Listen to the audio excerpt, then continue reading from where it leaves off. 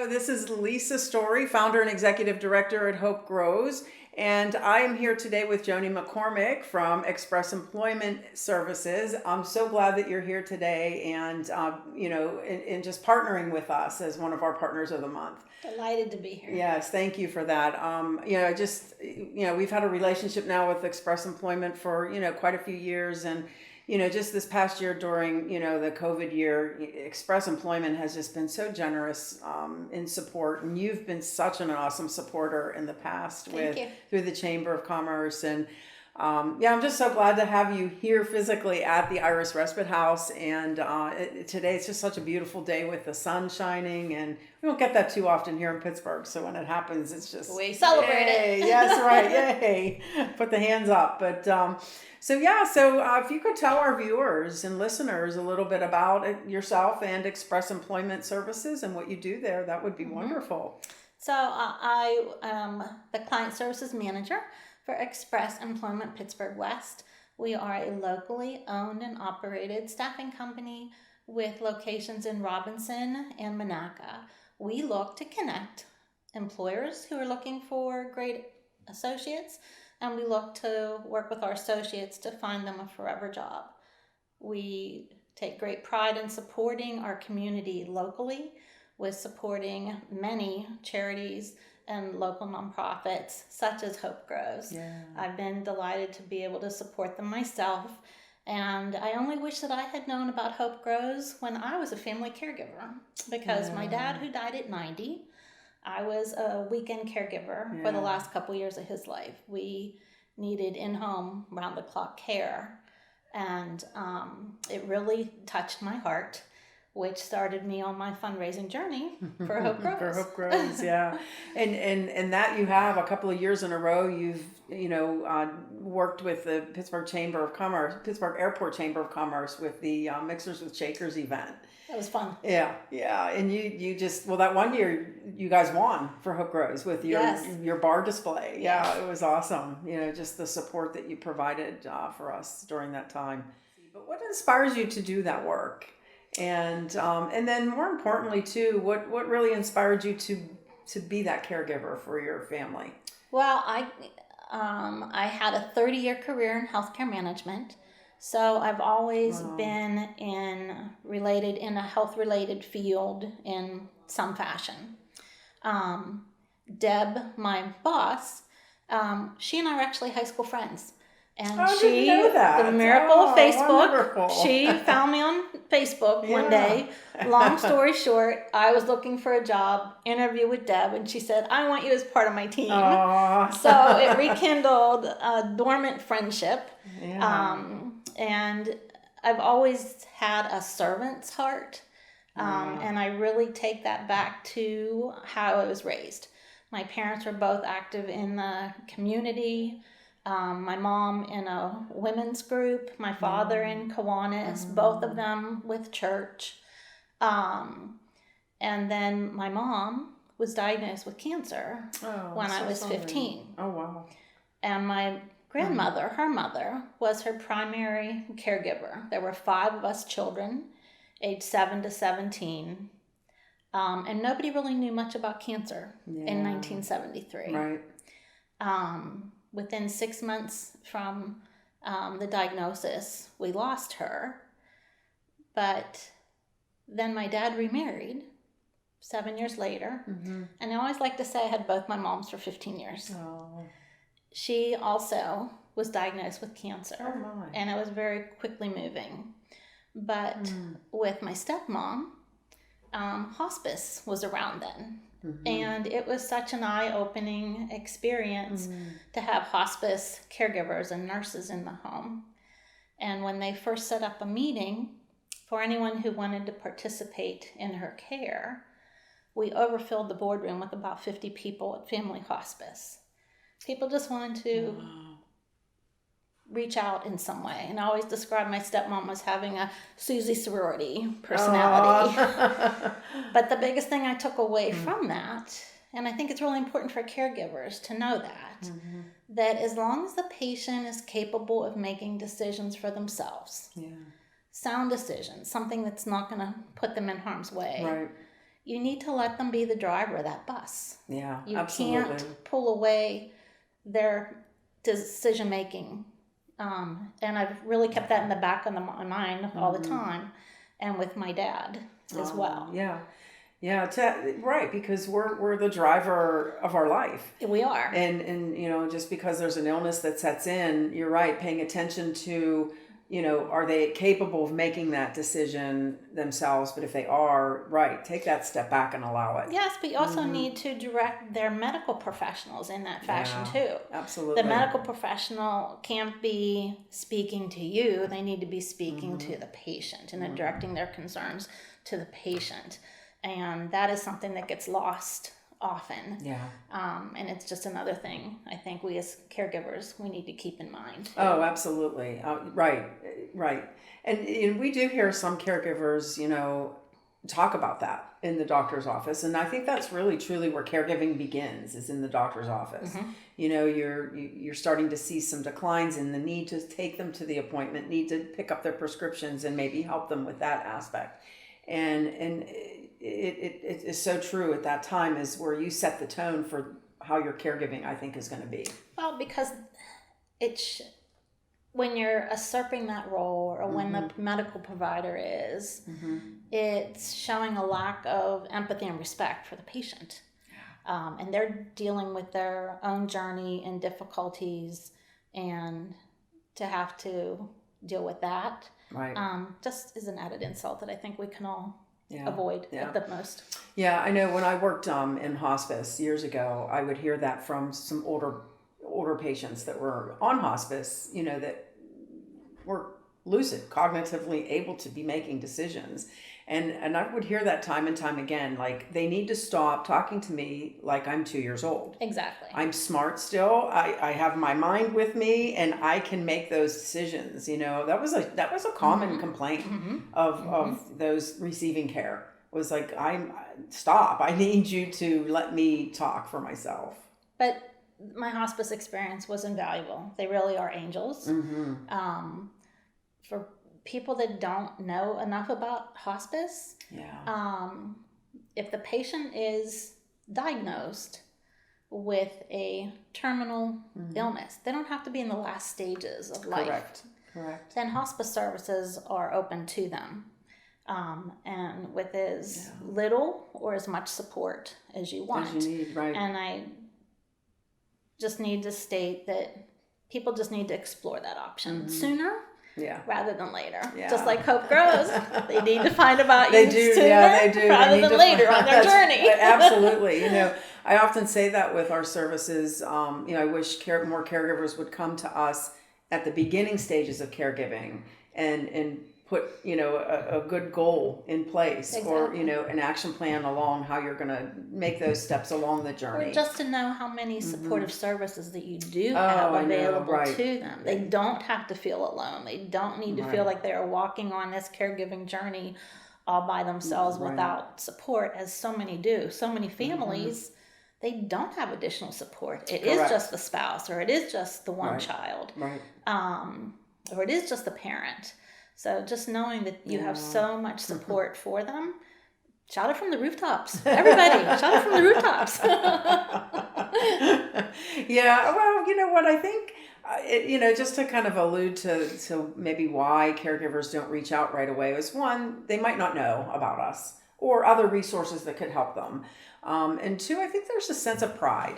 To be able to say, I need help, you have to accept some vulnerability in life. Exactly. And, a lot of people have trouble with that aspect of it. And so they wait. You? No way. Well, I'm a generous caregiving person by nature. Very much, I'm told how much I'm like my mom. In that. But you know what? Her sister was like that. Her mother was like that. She's instilled in all of us, I'm one of 5 kids, all of us to some degree have given back to our communities, have mentored people. I think it's a testament to my grandmother, who was 90 when she died, that she had 10 grandchildren, and all of us insisted that we were the favorite. because she had that relationship with each one of us. It was special. Oh, I love that. But the majority of us, we have all gone into service or medical related professions. Yeah. And I really take that back to my grandma. Yeah. Because she instilled in that. Sure. That was how she nurtured all of you. Yeah. Mm-hmm. Well, she led by example. She did. All right. So in your opinion, Joni, like what do you think the best resources for family caregivers are right now? Well, let's start with Hope Grows. Oh, you're too kind. Just on the website, there are so many resources available, from inspiring personal stories, from caregiver support, the fact that they can work in the garden, which is so healing in and of itself to be within nature. Mm-hmm. There is that. A lot of caregivers are taking care of people who are post-cardiac episodes, let's call it. Okay. There is a website called keepingitpumping.com that is specifically for cardiac care patients, and there's a caregiver site on that as well. Nice. But we all need to remember to take care of ourselves. Mm-hmm. Take that time out for yourself. Take that walk. Take that respite time. Read a book. Something. Remember to deep breathe. Mm-hmm. There on the American Cancer Society, cancer.org, there's a whole host of information available for caregivers too. Nice. I think all of us can recognize how prevalent cancer is within our society. Yeah. And in the different stages of cancer, there's a different level of care that's needed. Mm-hmm. So I think that's another good one. And then my sister, when she was diagnosed, my sister has so many friends and so many business colleagues over the years. And she's a natural storyteller.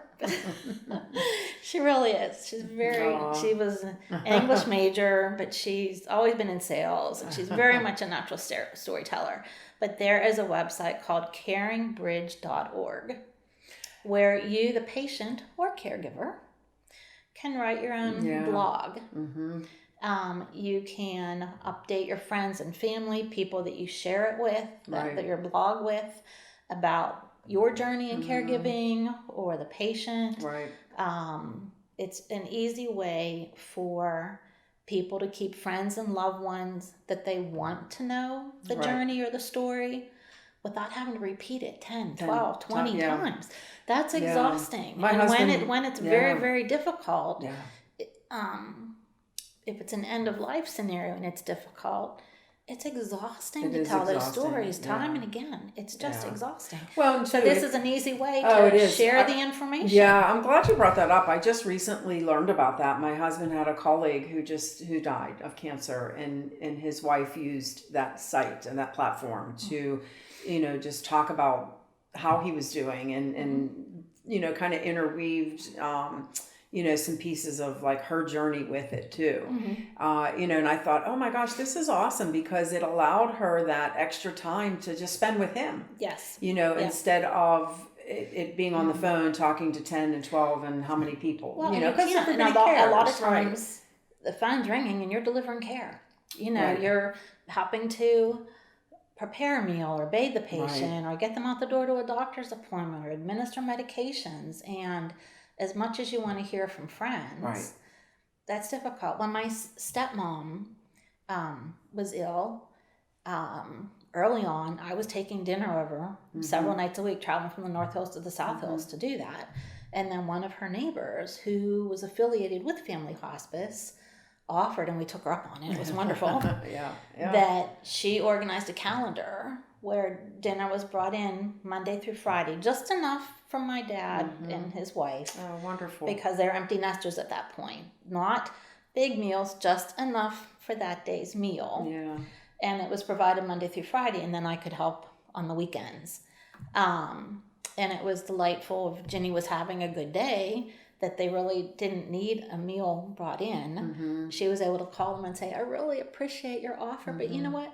I'm having a good day. I think Charlie and I are just going to go to Eaton Park tonight. And they could get out somewhere anonymous like that, because if they went to the country club, everyone would come by the table and it would just be exhausting, but they could get out for a little anonymous meal like that. And that was so helpful if you have someone, a friend or neighbor, colleague that can organize something like that for you. Right.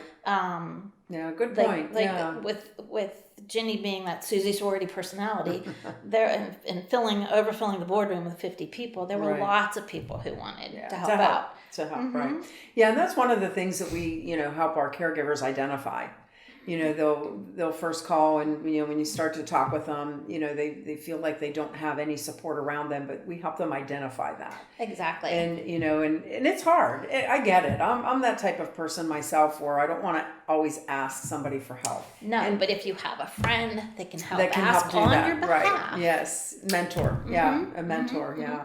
I know we're starting a mentorship program here at Hope Grows. And I saw what a difference from when my mom was sick. That was 1973.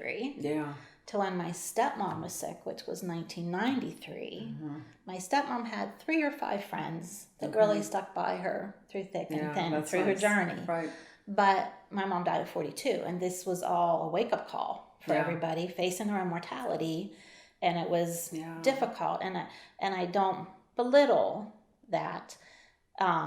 But it was difficult for everyone because we didn't know much about cancer in 1973. It was very frightening for everyone. At that time, you were right. Everybody and then was what dreading, a different experience in 1993. It was just so overwhelmingly joyous that we had so much support that we didn't fathom that we could have. Yeah, that's awesome. Yeah. Oh, I know. So there's a lot of resources out there. I know that Pittsburgh especially has tons of resources, but I'm just really thrilled that you brought up the Caring Bridge organization site, because like I said, I just learned about it myself a couple of months ago and just thought, wow, this is genius. Like, this is really amazing. It's fantastic. It is. Yeah.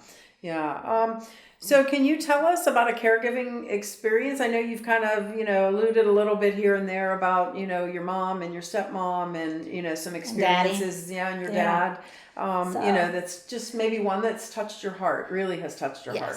So not that they all didn't, but my dad's been gone. It'll be 4 years this summer. Okay. And my niece, who is now 27, was one of his caregivers. She was finishing up college, and she would pick up an evening shift or part of a Saturday afternoon shift. And my dad, he was a gruff grandpa. We used to joke all the time that we were going to get a car seat and strap it to the golf cart, and he could take the kids to the club for the day and play 9 holes with them. Oh, no, that's not going to happen. But he was not a grandpa that you would drop the kids off for the afternoon. Or he was not a grandpa that the kids would spend the night with at his house. Yeah. He was very much a standoffish grandpa a little bit. But Natalie, when she was taking care of him, started researching our family tree genealogy. Oh, wow. What a great time to do that. His mom found out through the DAR, Daughters of the American Revolution, that she was blackballed from because she was a working woman when my dad was young. Oh, wow. She was widowed very young and worked for the railroad. Oh, wow. And it got her interested in genealogy. So I don't know if she hired a genealogist. I don't know how it came about, and I really need to investigate it on my own. Right. But she found out through research that her family was actually members of the Mayflower Society, which is more prestigious than the DAR. So it got my dad wondering. Wow. So my niece would go on Ancestry.com and research the family. I think it was my father's grandfather whose wife died in childbirth, and the kids were all adopted out. So we kind of lost a lot of contact with my dad's side of the family. But every new leaf, shall we say, on Ancestry.com that unearthed something, it was just really very endearing. And then she put everything in a booklet for him. But it just made their relationship closer. It gave them an opportunity to do something together. That is touching. And he just really treasured those moments with her. And he probably wasn't as gruff all the time either. No, his face would light up when Allie would come in the room. Not so much when mine would sometimes. Yeah. Oh, thanks for sharing that. Yeah, that's awesome to hear. And how special for your niece. You know, that doesn't always happen. No, it does not. Yeah, good for her. So is that part of your personal caregiving story? I know you've helped your dad. I did. I was a weekend caregiver in the last couple of years of his life. I've always been that neighbor that helps take care of neighbors. I mean, I truly believe it takes a village, not just to raise a child, but just to create a neighborhood. Everybody is so busy, commuting and involved. Well, community's not what it used to be, and I'm guilty of it too. And